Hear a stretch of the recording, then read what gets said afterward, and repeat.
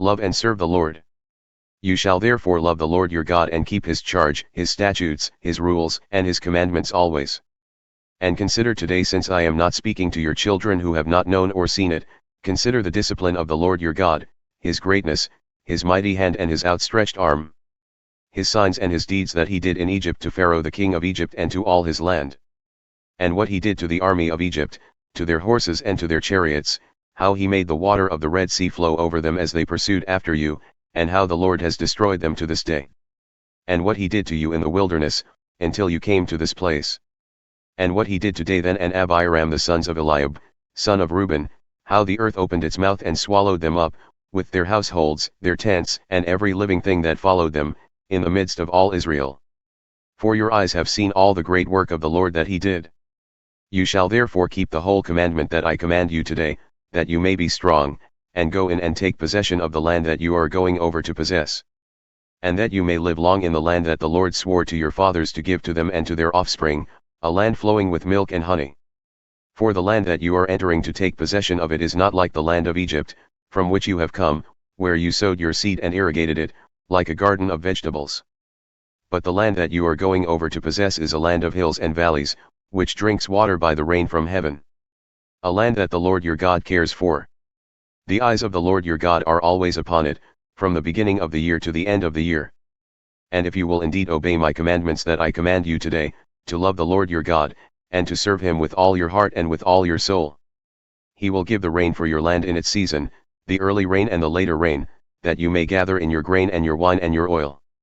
And he will give grass in your fields for your livestock, and you shall eat and be full.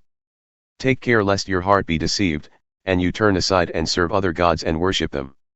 Then the anger of the Lord will be kindled against you, and he will shut up the heavens, so that there will be no rain, and the land will yield no fruit, and you will perish quickly off the good land that the Lord is giving you.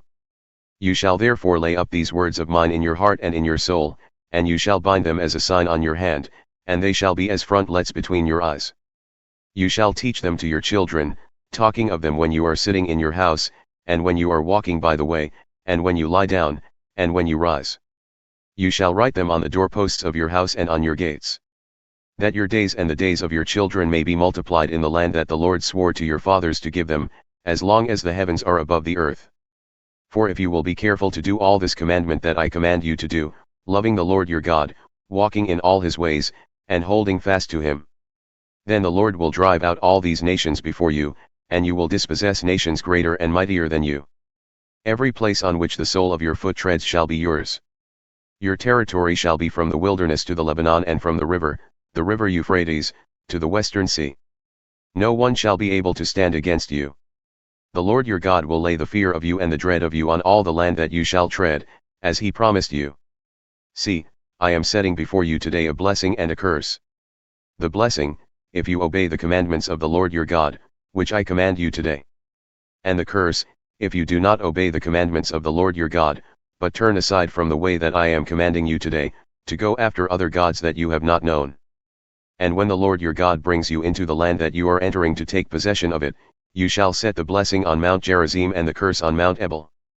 Are they not beyond the Jordan, west of the road, toward the going down of the sun, in the land of the Canaanites who live in the Arabah, opposite Gilgal, beside the oak of Moreh?